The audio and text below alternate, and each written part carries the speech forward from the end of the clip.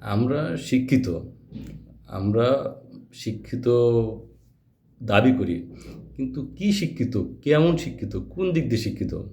যেমন একটা দর্জি, যারা দর্জির কাজ করে, টেইলরম্যান, তারা কিন্তু তাদের ব্যবহারযোগ্য জিনিস যেগুলো আছে, কেচি বলেন, ফিতা বলেন, আনুষঙ্গিক অন্যান্য যে চক-টক যা কিছু বলেন, এগুলো কিন্তু কোথাও পড়ে গেলে একটু যত্ন করে তুলে রাখে।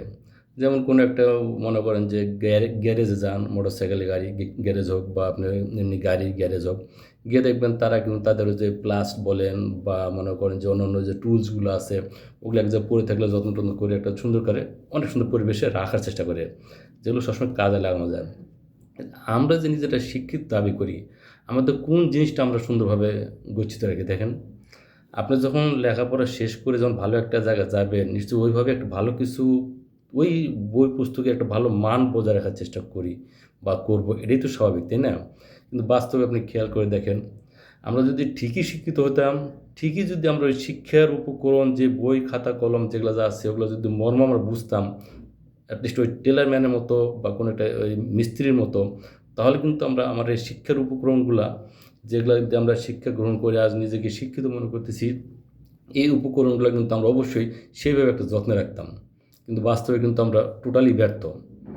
আমরা যে শিক্ষায় শিক্ষিত হয়ে যে আমরা কিছুই আমরা কিছু শিখতে পারি নাই। আমরা যে মনে করেন যে জাস্ট ফাউল একটা সার্টিফিকেট নিয়ে আমরা দৌড়াদৌড়ি করতেছি, এটাই তার পুরা সিম্পটম। আপনি গিয়ে দেখেন আপনি ভালো একটা শিক্ষায় শিক্ষিত, আপনি ভালো একটা অবস্থান করতেছেন। কিন্তু গিয়ে দেখেন রাস্তাঘাটে, ফুটপাতে যেমন যে প্লাস্টিকের জুতাগুলো থাকে, ঠিক মনে হয় যে সেই মর্যাদা নিয়ে বইগুলা ফুটপাতে বিক্রি হয়। বইগুলা, যে বই পড়ে আমরা নিজেকে শিক্ষিত দাবি করতেছি, সেই বইগুলা রাস্তাঘাটে ওই প্লাস্টিকের স্যান্ডেলের মর্যাদা নিয়ে রাস্তাঘাটে ওগুলো বিক্রি করতেছেন। তাই নাকি? আর একটু ভালো কোয়ালিটির জুতা যেগুলা, সেগুলো কিন্তু এসি রুমে, মার্কেটে এসি রুমে গ্লাস, মনে করেন যে গ্লাস দিয়ে সুন্দরভাবে সুসজ্জিত, সাজানো এমন রুমের মধ্যে জুতাগুলা মান পাইতেছে। জুতাগুলা তাদের মনে করেন যে সৌন্দর্য একটা বর্ধন করার জন্য এসি রুমে, এসি মার্কেটে তাদের স্থান হইতেছে। কিন্তু বইগুলা টোটালি ফুটপাতে চলে গেছে। এটা কিন্তু কারো কাম্য না। আপনি যার উপর ভর করে আপনি নিজেকে শিক্ষিত মনে করতেছে, নিজেকে মনে করেন যে দেশের একটা মানে সেরকম একটা মানে মূল্যবান কিছু একটা মনে করতেছেন। কিন্তু আপনি কিন্তু যার মাধ্যমে আপনি ওই জায়গায় পৌঁছেছেন, তার প্রতি আপনার মোটেই ভালো বিচার করতেছেন না। মোটেই কোনোভাবে আপনি ভালো বিচার করতেছেন না। যাকে বলা হয় অবিচার। আসুন না আমরা মাইন্ডটা চেঞ্জ করি। অন্ততপক্ষে যার মাধ্যমে আপনি ভালো একটা সুফল পাইতেছেন, তাকে একটা ভালো মূল্যায়ন করার চেষ্টা করি। এটা কিন্তু জাস্ট কমন সেন্স ব্যাপার। কারণ বইটাই সবার আগে ভালো একটা শোরুমে, ভালো একটা পরিবেশে থাকার কথা। কিন্তু দেখেন বাস্তবতা কতটা মনে করেন যে দেখলে চিন্তা করলে নিজের কাছে খারাপ লাগে।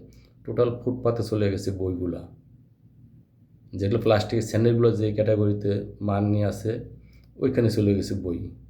অনেক ফুটপাতের কিন্তু প্লাস্টিক স্যান্ডেল কিন্তু ভ্যানে থাকে, কিন্তু বইগুলো কিন্তু ভ্যানও মনে হয় মূল্যায়ন পায় না, সে ডাইরেক্ট ফুটপাতে চলে গেছে। আসুন তর্ক বিতর্ক না করে মাইন্ড চেঞ্জ করি, ভালো কিছু করার চেষ্টা করি। অ্যাটলিস্ট বিবেকের সাথে কথা বলেও আমরা সব কিছু একটা মান বজায় রাখার চেষ্টা করি। সম্ভব হলে শেয়ার করে দেন, হাজার ভাইকে জানার সুযোগ করে দেন। আসসালামু আলাইকুম।